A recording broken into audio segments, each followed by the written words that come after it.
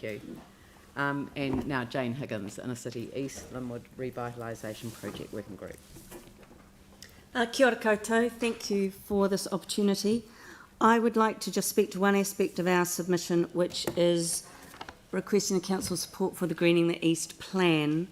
The Greening the East plan came out of a really excellent model of practice in which the Revitalisation project in the Inner City East and the Community Board worked together with community people and Community Board staff and members on a joint working party to look at a real issue in the Inner City East, which is our lack of green. The working group and the subsequent plan were informed by an extensive community engagement and by the expertise of the Community Board members and staff. So it's a very solid plan. It was produced in response to the real issue in the Inner City East, which is that many of our streets are barren of trees, and they're very broad streets and long. Many of our parks are quite small and they're not connected to each other. So all in all, that means that we have a situation in the neighbourhood where there's not an easy way to go out and walk about the neighbourhood in a pleasant environment. There's not an easy way to connect with nature, to do exercise, particularly in the summer. And this is only going to get worse with climate change. We know that climate change will exacerbate inequalities and inequities in our city and elsewhere. And one of those is going to be around green spaces and green canopies. So if we look at elsewhere in the city, we see much more development of environmental pleasant places. So we're arguing that the future doesn't look good for our neighbourhood if we can't get some movement on building a tree canopy on those wide streets and making some kind of connection between the green spaces.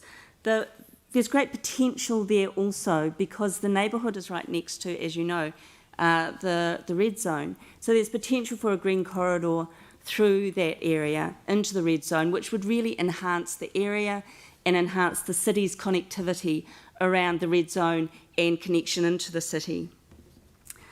So the good news is that the plan that has emerged from the Greening the East Joint Working Party is a really excellent plan. It's detailed, I would say it's realistic, it's something that looks long term into the future, but there are steps that could be taken immediately. We would suggest that the plan is in really good alignment with the principles of the long-term plan, particularly around equity, geographical equity around the city, well-being for people to be able to exercise, quality of the environment, and also the reflection of community interests and decision-making because of the model of practice that this plan has come out of with the joint working party between the Community Board and the community. We also would suggest that it supports the community outcomes of the council around resilient communities and a livable city. So we note in our submission that there is money put aside for planting and there is money put aside for strategic land acquisition. Both of those things could be put towards supporting this plan and making a real start on creating an environment in the inner cities that's very much a livable, pleasant place for people to be. And not only for the people who've lived there for a long time, but also for the newcomers. We note there are many newcomers to that area of the city, and a lot of them are living in those quite small housing complexes with very little access to green space. So that's a very strong argument also, I suggest, for looking to supporting this area in particular and this plan in particular, because those kinds of complexes are going to increase and people are going to need some kind of easy access to the environment and to natural spaces for their own well-being and also for the enhancement of the city. So I think there's a win-win for everyone in supporting that plan. Thank you. I'll if there's any questions that people have, I'm happy to take them. I know that I've sort of declared this conflict of interest, but I really did want you to touch on the Practising Urbanism Co-Managing Public Space document that you've attached to the submission, because that's not one that the community wrote. It's been written, and I just think it's such a valuable contribution to our thinking. Yep. It's well, let me give you an example. The idea of practising urbanism we have looked at in terms of the streetscaping that's taking place in Linwood Village. And one of the ways of doing that streetscaping is to set up some temporary examples of what the streetscape might look like and allow people to engage with those examples. So we widen the footpath temporarily, or we put in some temporary plantings, those kinds of things.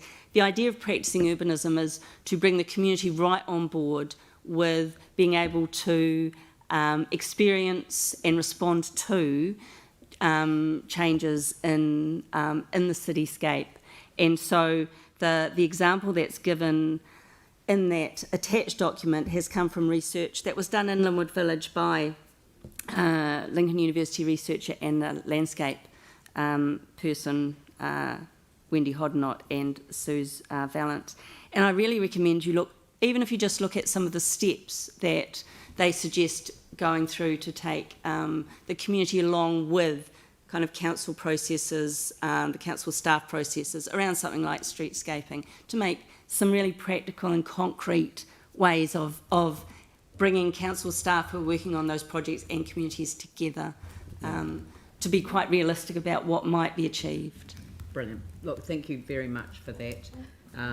Thank you for putting so much effort into the submission as a whole. Thank you. Thank you. The